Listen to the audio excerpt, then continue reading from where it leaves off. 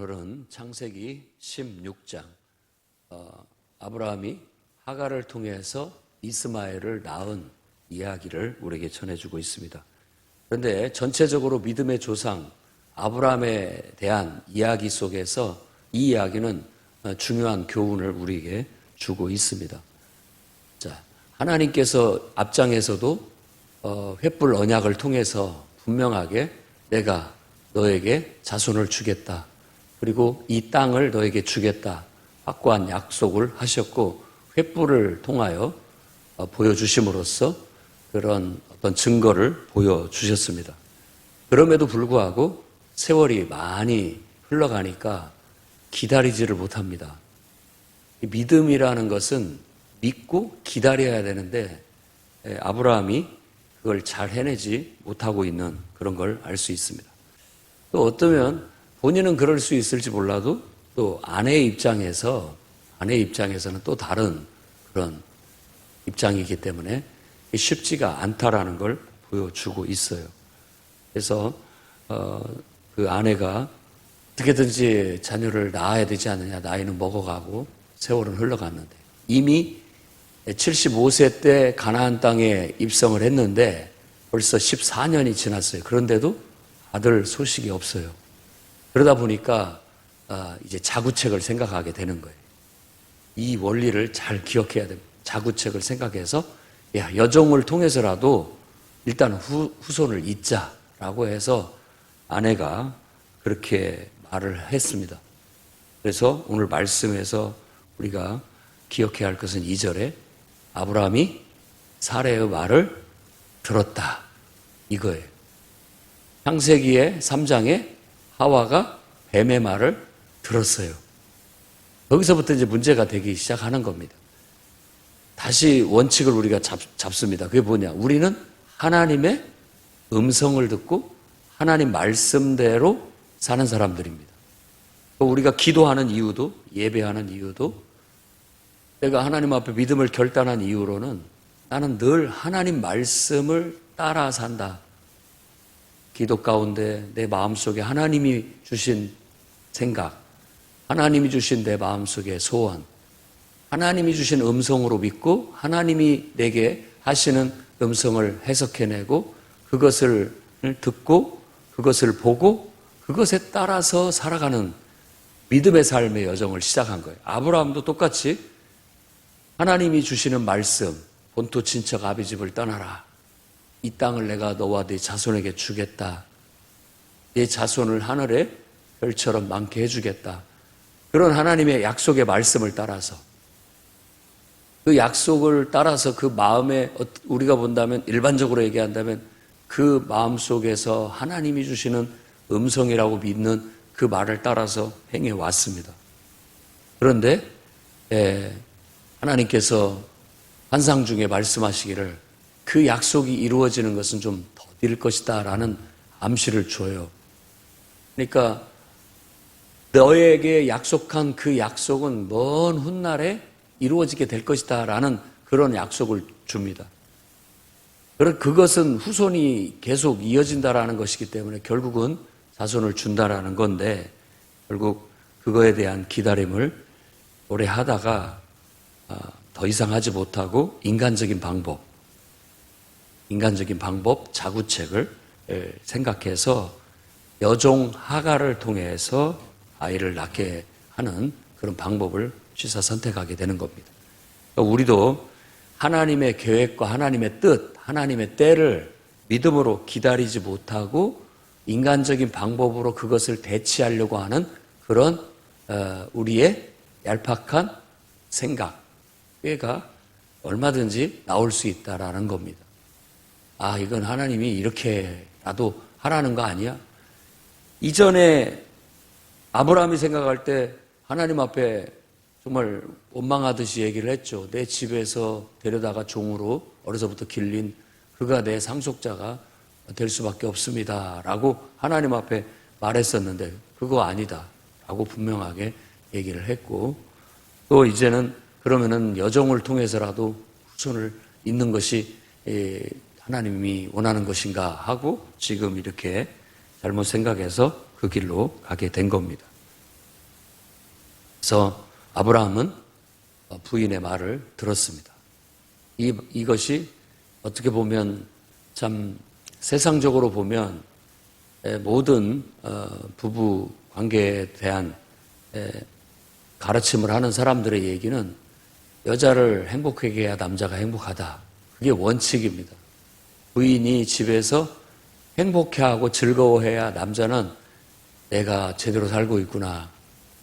자기의 존재감을 거기에서 느끼고 그것을 지키기 위해서 못 맞춰서 헌신하고 봉사한다고 해요.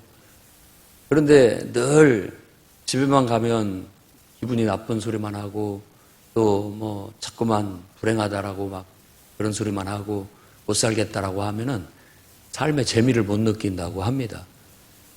재미가 하나도 없죠. 내가 뭘 위해서 사나 싶고 혼란스러운 거예요. 여러분 잘났든 못났든 늘 어떻게 보면 여러 가지 뭐 복잡한 문제 이해관계가 얽혀 있겠지만은 뭐 어떻게 할 수가 없습니다. 그냥 하나님께서 부족한 사람이라 할지라도 맞춰서 살라고 하는가 보다. 돕고 살라고 하는가 보다. 어떻게 하면 서로 잘 화합해서 하나님 뜻을 이루고 살아갈 것인가. 상호 문제의 상호. 어떤 한쪽에서 일방적으로 그걸 깨뜨리면 유지될 수가 없습니다. 내가 먼저 또 이렇게 노력을 한다면 상대방도 바뀔 수 있는 확률이 있다면, 바뀔 수 있다면 감사한 것이죠. 어찌됐든 가정에서는 여인이 행복해야 가정이 행복하다는 것은 진리입니다. 항상 행복해하고 즐거워하고 삶의 의미를 찾아가고 그렇게 살아가는 것이 전체적으로 가정의 분위기를 행복하게 만들어가는 원리이긴 합니다.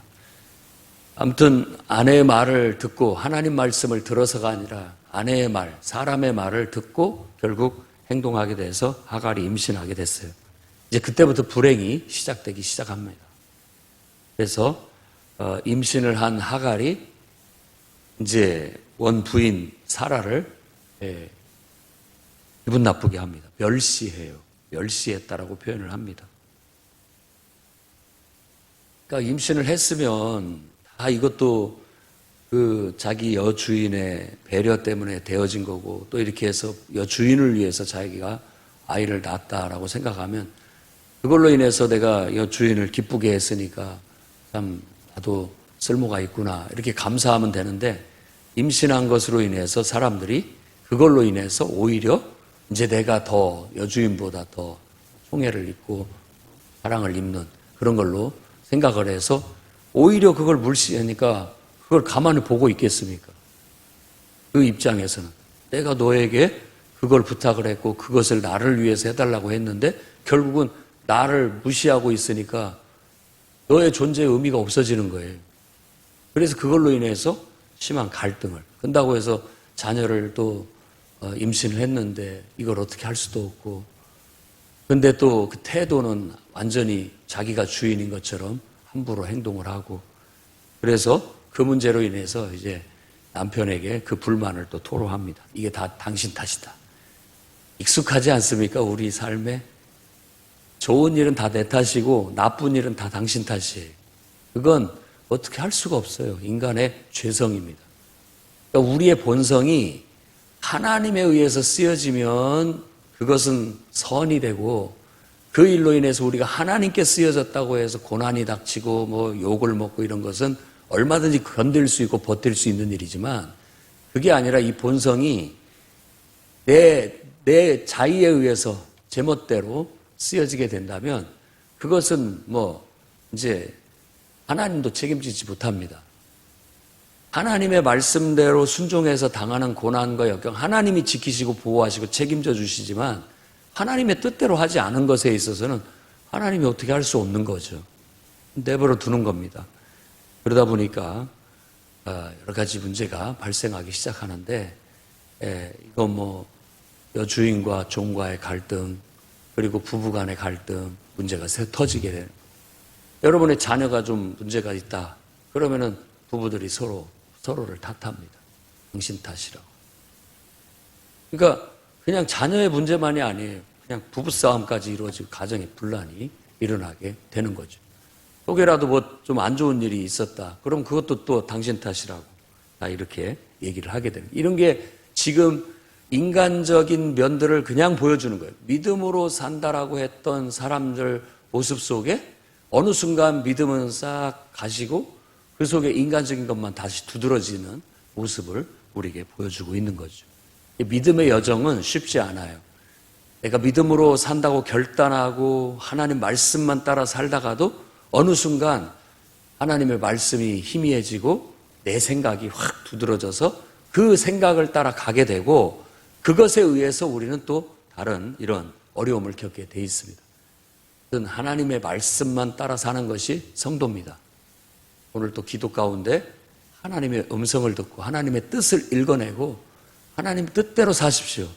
내가 하는 말이 하나님이 주신 말이면 됩니다. 그것 때문에 욕을 먹고 고난을 당해도 나는 하나님의 뜻대로 살면서 고난을 당하는 거기 때문에 하나님이 보상해 주시고 책임져 주실 거예요. 그런데 이게 하나님의 말씀이 아니고 하나님 뜻이 아니고 내 생각이고 더 나아가서는 원수 마귀한테 속아서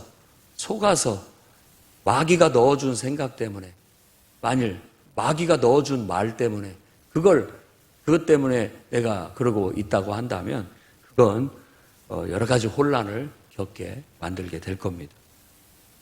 인간의 죄성을 따라가면 이 죄성이라는 것이 우리 안에 나쁘다라는 것이 아니라 하나님에 의해서 쓰여지지 않고 하나님 말씀에 의해서 움직여지지 않고 내 생각이나 또 내 안에 있는 어떤 부정적인 생각, 원수 마귀로부터 온 생각에 내가 한순간 그 생각에 빠져들어서 행하는 것들을 다 죄성이라고 얘기를 하는 겁니다. 그러면 혼란이 찾아와요. 그것도 하나님의 배려입니다. 병이 들면 증상이 있어야 빨리 대처를 할 거 아닙니까? 잘못된 것을 깨닫게 되는 거 아니에요. 깨우치기 위해서 하나님이 이런 혼란과 고통을 주시는 거예요. 그럼 빨리 깨닫고 회개하면 돼요. 성경에는 회개하면 하나님께서는 다 잊어버리시고 다시 원상 회복을 해주시지만 회개하지 않으면 가망이 없습니다. 베드로는 회개했기 때문에 회복이 돼서 귀하게 쓰임을 받았지만 유다는 끝끝내 자존심 내세우고 자기 고집 내세우고 회개하지 않으니까 그럼 그냥 멸망으로 가는 겁니다. 누구든지 마찬가지입니다. 똑같이 물질을 바쳤던 사람들 바나바도 자기 재산을 팔아서 다 바쳤고 아나니아와 삽비라도 똑같이 그렇게 했지만 결국은 하나님 앞에 속였을 때 너 왜 속였냐라고 하면 제가 좀 남은 상가도 있고 그러니까 좀 남겨둬야 될 것 같아서 그랬습니다. 그러나 제가 이 모든 것을 주님을 위해서 드리기를 원합니다. 라고 그렇게 솔직하게 얘기하면 되는데 이게 전부입니다. 왜?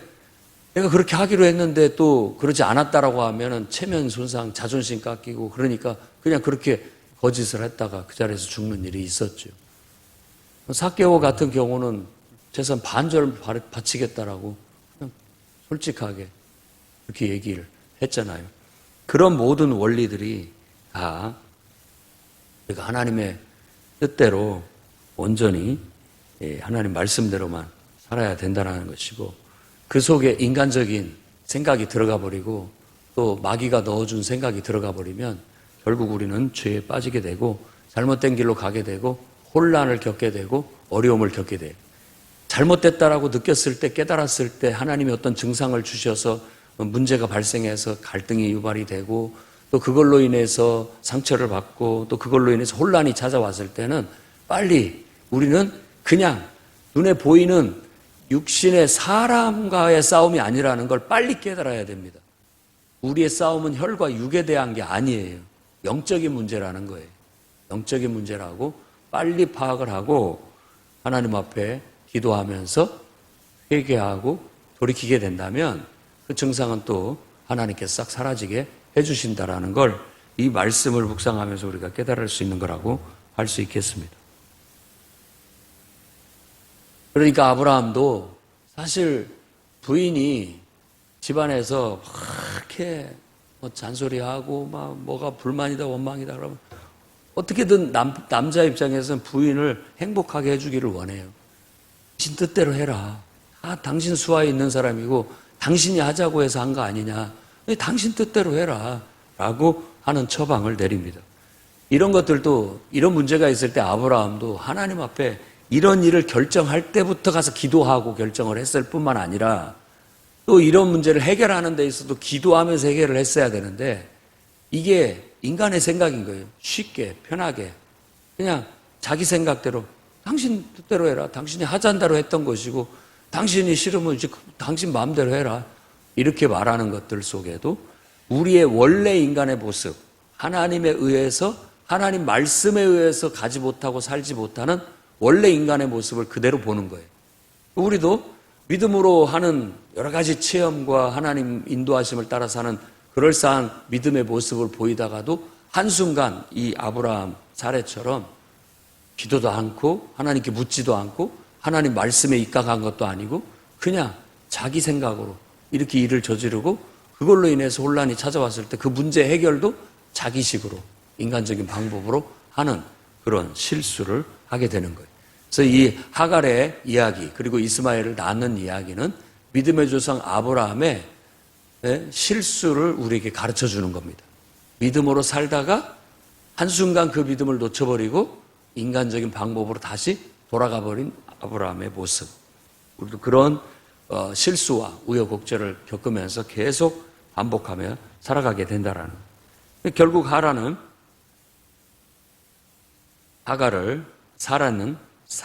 하갈을 내어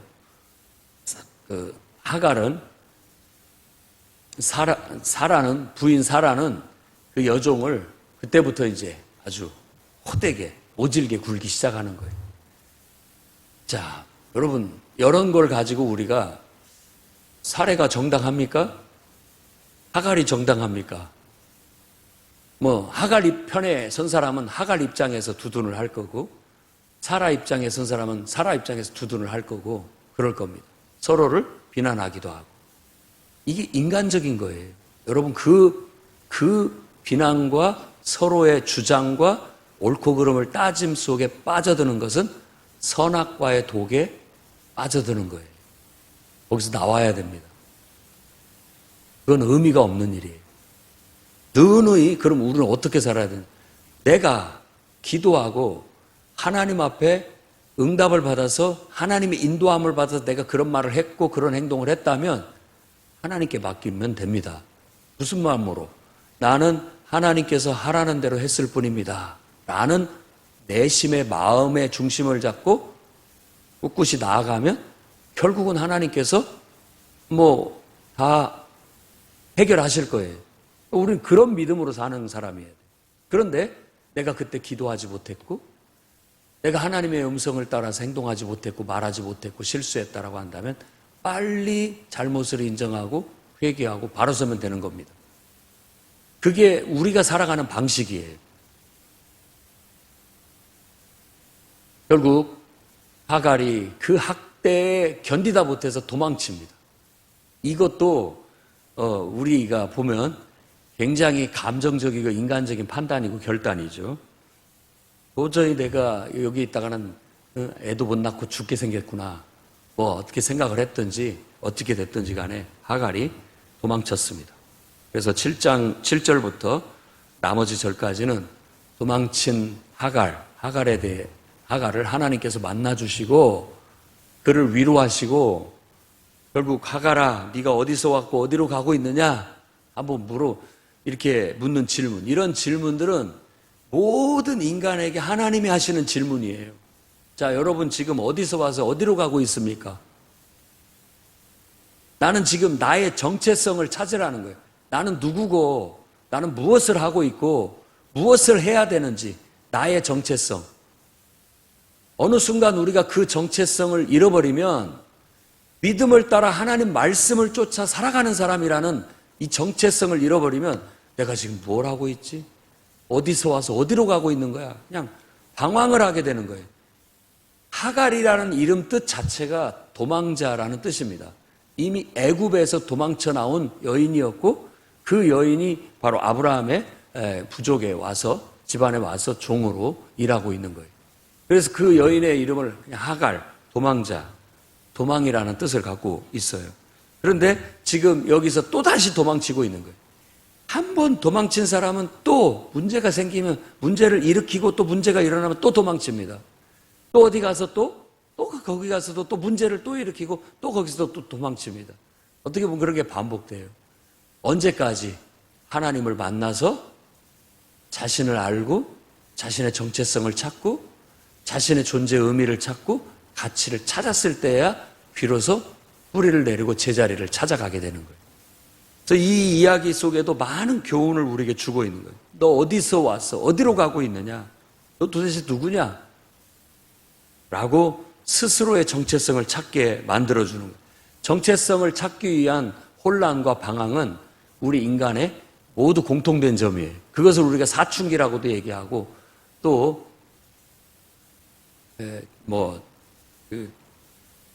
그러니까 갱년기 때 오는 그런 어떤 그때의 변화도 똑같이 비슷한 그런 거라고 말하고 있죠. 그는 여주인을 피해서 지금 도망치고 있습니다. 어디로 가는지도 모르고 있고 지금 가는 방향은 애굽에서 도망쳐 왔기 때문에 애굽으로 다시 애굽 방향을 향해서 가고 있었습니다. 그때 하나님의 처방은 그 여인에게 네 여주인에게 다시 돌아가라. 그리고 가서 무조건 복종해라. 그렇게 일러줍니다. 네 위치는 거기다. 거기 가서 마음 맞추고 교만 떨지 말고 그 여주인 앞에 복종하며 잘 주인에게 충성하며 살아라 라고 그렇게 얘기를 해줍니다. 그리고 그렇게 마음을 결단할 수 있도록 하나님이 나 너를 사랑한다. 네가 아이를 낳을 것이고 그 아이는 한 민족을 이루게 될 거다. 그러니까 괜히 가서 건방 떨지 말고 교만 떨지 말고 네 위치 벗어난 짓 하지 말고 거기에서 잘 순종하고 복종하면서 여주인을 기쁘게 하면서 거기에 붙어 있어라. 그러면 아이를 낳을 것이고 그 아이를 통해서 큰 민족을 한 민족을 이루게 될 거고 그 아이가 들나귀처럼 아주 강할 것이다.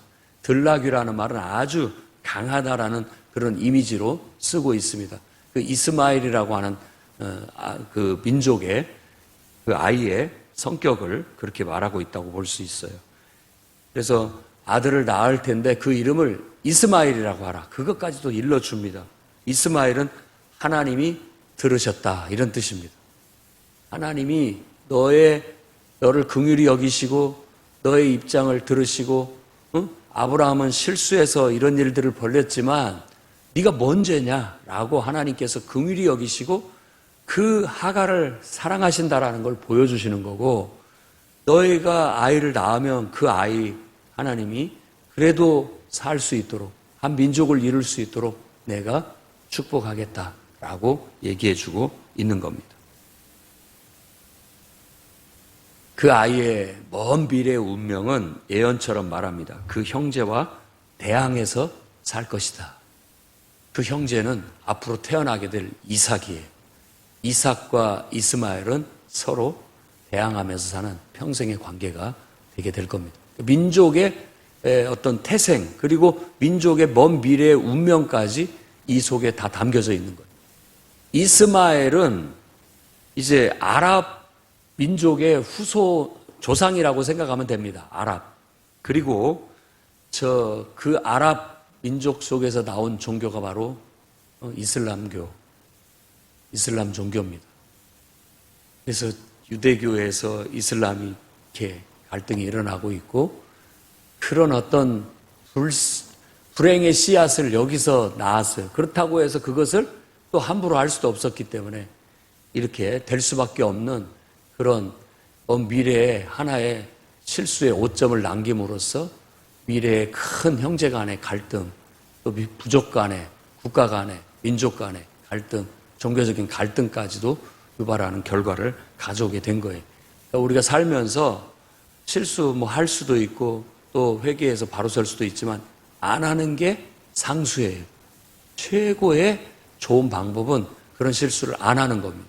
그리고 더 실수가 깊어지기 전에 빨리빨리 걷어들이는 연습을 해야 됩니다. 잘못됐다라고 생각됐을 땐 얼른 해소해 나가는, 해결해 나가는 노력이 필요해요.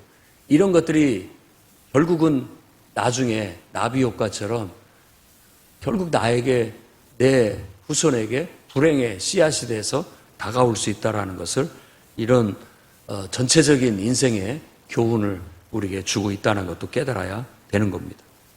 결국 이슬람 교회에서는 이 이삭이 아니라 이스마엘의 후손으로 생각을 해요. 그렇게 해서 이스마엘이 아브라함과 함께 그 아랍 쪽의 메카라는 곳에 가서 정착해서 살았다라고 해서 지금도 메카 그곳을 향해서 절을 하고 있어요.